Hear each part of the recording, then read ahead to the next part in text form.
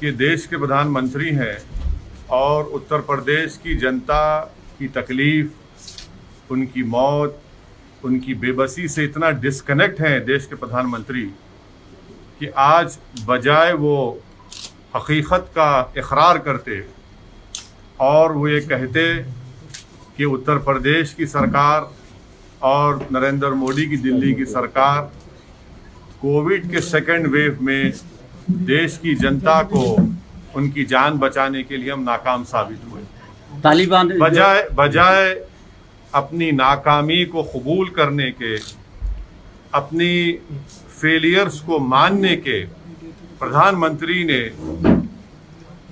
उत्तर प्रदेश में जो कम से कम 2 से 3 लाख लोग की सेकेंड वेव कोविड में जो मौत हुई है, जिनकी लाशें आपने मीडिया ने दिखाई कि पानी के ऊपर तीर रही थी, जिनकी लाशें किनारों पर निकल कर आ रही थी तो कुत्ते उनको खा रहे थे, वो मरने वालों की लाशें प्रधानमंत्री ये भूल चुके हैं कि वो किसी के बाप की थी, किसी के माँ की थी, किसी के बेटे की थी और उनकी ज़िंदगी की एक डिग्निटी थी।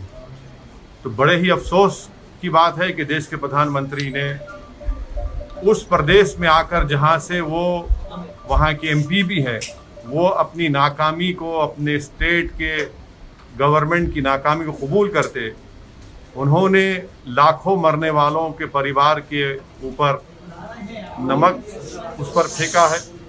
अगर वो इस बात का इकरार कर लेते कि हाँ, जो जनता ने हमसे एक्सपेक्टेशन किया था हम उस पर नहीं उतरे, तो यकीनन उन मरने वाले परिवार को थोड़ी सी राहत होती कि चलो देश का हमारा जो प्रधानमंत्री है, जिसको उत्तर प्रदेश की जनता ने इतना बड़ा बहुमत दिया, मेजॉरिटी दी, वो हमारी तकलीफ को समझता है।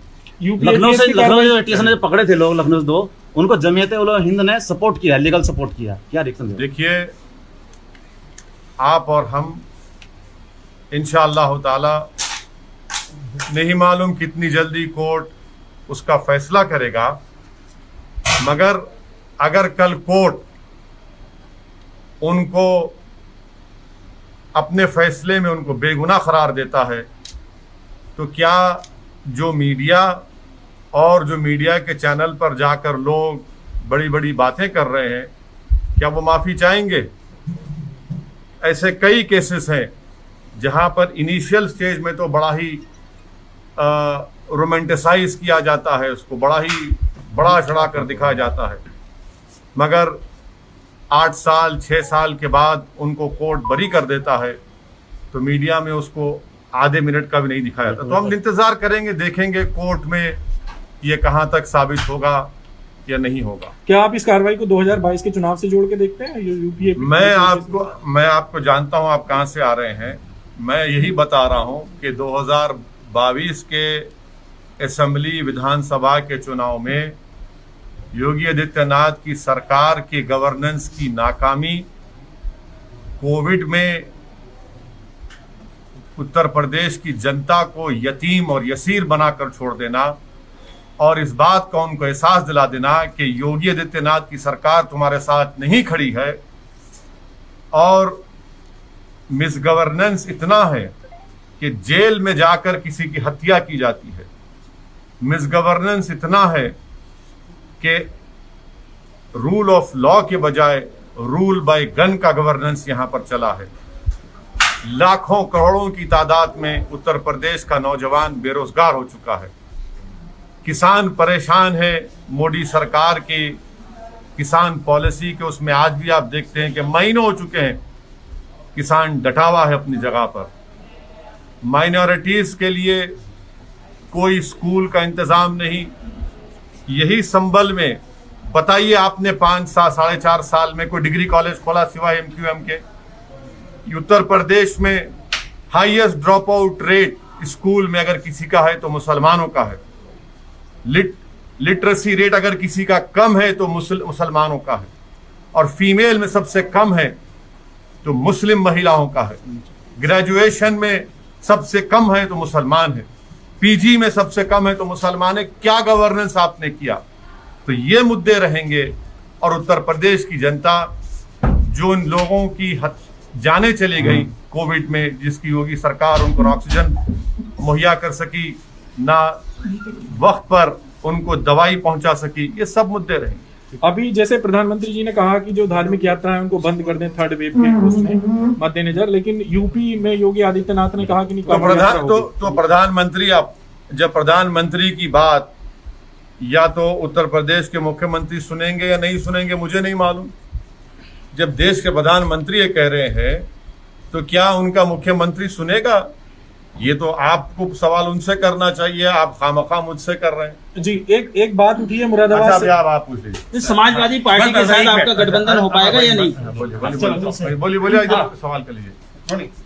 मेरे साथ मौजूद है असद। हाँ, बिल्कुल तैयारी करना है, और भारत का सबसे बड़ा प्रदेश है और बल्कि सबसे बड़ा है, और अगर आप इलेक्शन के दौरान कैंपेन नहीं कर पाएंगे तो अभी से हम कोशिश कर रहे हैं, और इंशाअल्लाह ताला हम उत्तर प्रदेश में हमारे संगठन को मजबूत करेंगे।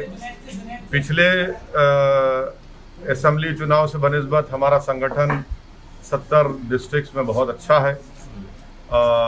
बहुत से, मेरे ख्याल से कम ऐसे 80 से 100 विधानसभा ऐसे हैं जहां पर हमारा कम से कम 70% बूथ पर MIM पार्टी का प्रेजेंस है, और हम कोशिश कर रहे हैं ओम प्रकाश राजभर साहब के साथ। लेकिन सर, इस सबके बीच में अगर हम बात करते हैं उत्तर प्रदेश की, तो पिछले विधानसभा चुनावों में आप लोगों की पार्टी चुनाव लड़ी थी, लेकिन उतना बेहतरीन प्रदर्शन नहीं था। इस बार क्या और भी छोटे दलों को, क्योंकि ओम प्रकाश राजभर की पार्टी के साथ में गठबंधन हो गया है, और भी छोटे दलों से बातचीत होगी क्या? उसमें आम आदमी पार्टी का भी नाम है, क्योंकि चर्चा बहुत सारी है। देखिए, मैंने तो जनाब ओम प्रकाश राजभर साहब की बात को रिटीरेट किया और फिर कर रहा हूं कि उन्होंने कहा कि हम दूसरे पॉलिटिकल पार्टी से अलायंस के लिए तैयार हैं। तो वो हमारे कन्वीनर हैं, वो बड़े हैं, वो इस सवाल का मुझसे बेहतर तरीके से जवाब दे पाएंगे। लेकिन सर, आज भी वो नजर नहीं आया, जबकि आप लोगों ने ना। देखिए, आज के प्रोग्राम में ये तय हुआ था कि हम आएंगे। आइंदा फिर प्रोग्राम है कानपुर का, इलाहाबाद का, और मुख्तलिफ उत्तर प्रदेश के मुकामात पर हम जाएंगे। हम साथ हैं उनके। बीच में प्रधानमंत्री अभी आप यहाँ पर हैं पश्चिम उत्तर। देखिए, मैं नहीं जोड़ रहा हूँ। उत्तर प्रदेश की सरकार ने पॉपुलेशन के ऊपर लॉ कमीशन ने अपना एक पेपर दिया है और राय मांगी है। हमारी पार्टी की तरफ से भी उस राय को हम अपने लिखकर लॉ कमीशन को और उत्तर प्रदेश सरकार को भिजाएंगे। और हमारा मानना ये है कि जो TFR रेट है, अगर हम 2000 की पॉपुलेशन पॉलिसी को देखेंगे तो बगैर कोर्शन के, बगैर ये सो कॉल्ड इंसेंटिव्स के, अगर मैं गलत ना कहूँ तो 3.2 से वो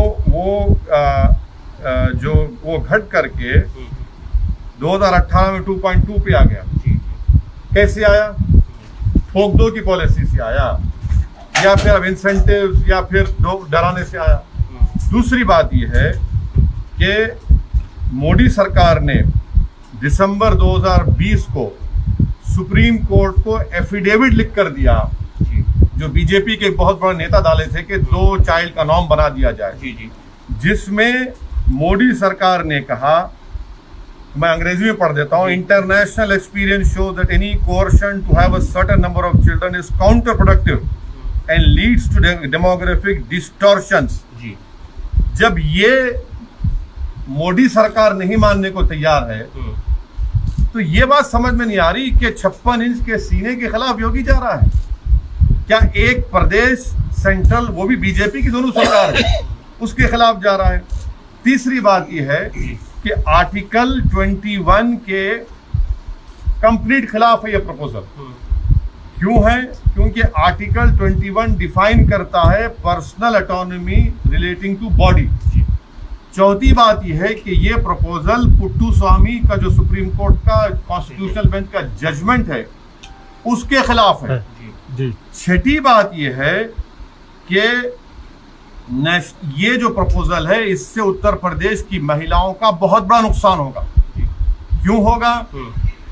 स्टेरिलाइजेशन सबसे ज्यादा देश में 93% सिर्फ महिलाओं का होता है, और आप ये कह रहे हैं कि स्टेरिलाइजेशन आप करवा ले, तो ये महिला को राइट मिलना चाहिए कि वो डिसाइड करे। जो हमारी नेशनल पॉपुलेशन पॉलिसी थी उसमें हमने ये कहा कि आप शादी इस उम्र में करिए, एक बच्चे के पास स्पेस दीजिए। तीसरा, हमने एजुकेशन का इंतजाम किया। ये इस बात पर योगी की सरकार का कुछ ताल्लुक ही नहीं है। लेकिन और सुन ले पूरा आप सुन लीजिए, हम जरा तैयारी करके आए थे, आप मालूम आप हमारा इस्तकबाल करेंगे इन बातों से। अब अहम बात यह है कि हेल्थ के मामले में योगी सरकार तो उत्तर प्रदेश जनता को धोखा दिया है। हम डेटा दे रहे हैं। मैं उत्तर प्रदेश के मुख्यमंत्री जो हर टीवी के इंटरव्यू में असदुद्दीन ओवैसी के मजनू बन चुके हैं और बार बार लैला को याद करते हैं, हमको ये बता दें कि रूरल उत्तर प्रदेश में जो शॉर्टफॉल है हेल्थ सब सेंटर्स का, क्या वो 40% नहीं है? रूरल उत्तर प्रदेश में जो पब्लिक हेल्थ PHCs है वो 49% का शॉर्टेज है नहीं है। कम्युनिटी हेल्थ सेंटर्स में 53% का शॉर्टफॉल है, और उस कम्युनिटी हेल्थ सेंटर्स में 84% स्पेशलिस्ट नहीं है। हम उत्तर प्रदेश के मुख्यमंत्री से पूछना चाह रहे हैं कि 22 नवंबर 2019 को लोकसभा में मोदी सरकार ने एक जवाब में कहा कि उत्तर प्रदेश में डॉक्टर पेशेंट का वर्स रेशियो है। क्या है वो? कि सैंक्शन स्ट्रेंथ जो है 4509 डॉक्टर्स की है और सिर्फ 1344 काम कर रहे हैं, और आप कह रहे हैं कि पॉपुलेशन कंट्रोल करेंगे। लेकिन सर सुनिए प्रधान और प्रधानमंत्री जी, जिससे आपको बड़ी मोहब्बत है, देश के प्रधानमंत्री जरूर हैं, मोहब्बत करना कोई जरूरी नहीं है किसी प्रधानमंत्री से, आप उनके खिलाफ भी बोल सकते, संविधान कहता है। सुनिए जुलाई 1 को देश के प्रधानमंत्री ने कहा था कि इस देश में demographic dividend presents huge opportunity. Demographic dividend क्या है? 15 साल से लेकर 59 इयर्स तक ये वर्किंग पॉपुलेशन पूरे विश्व में किसी के पास नहीं है जो भारत में है जी। और ये एक्सपर्ट्स ये कहते हैं कि 2030 और 2050 तक रहेगा।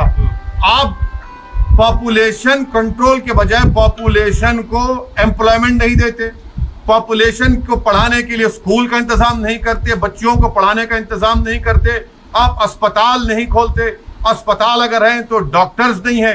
ये बात को साफ साबित होता है। तो बढ़ती जनसंख्या जो है खतरा नहीं है देश बढ़ती हुई जनसंख्या, अगर आप ये कहेंगे कि हम इंसेंटिव देंगे जी, अगर ये कहेंगे कि 2 से ज्यादा बच्चे पैदा मत करो, रेशन नहीं देंगे, तो ये भी आर्टिकल 21 का वायलेशन है। और ये प्रपोजल से एक्सपर्ट्स ने कहा कि महिलाओं का डिजर्शन होगा, एबॉर्शन होगा। अगर मालूम हो जाएगा कि बच्ची है किसी के, हमारी बहन के मां के पेट में, एबॉर्शन होगा। ये एक्सपर्ट्स की राय है। आपके पास डेमोग्राफिक डिविडेंड है, आप उसको देश को स्ट्रेंथन करने के लिए क्यों नहीं इस्तेमाल करें? पूरे विश्व में भारत में ही डेमोग्राफिक डिविडेंड है। आप सुनिए मेरी बात। नीतीश कुमार कह रहे हैं कि लोगों को जागरूक सुनिए पॉपुलेशन को, आप जो आपके पास एक ताकत है पॉपुलेशन, उसको स्ट्रेंथ बनाइए ना, आप कमजोरी बना रहे हैं। इसलिए बना रहे हैं कि आप 7 साल के अरसे में आपने नौकरियों का वादा किया था 15 लाख, वो झूठा साबित हुआ। आज उत्तर प्रदेश का नौजवान बेरोजगार उसका मुकद्दर बन गया। महिलाओं को आप पढ़ाने का इंतजाम नहीं करते।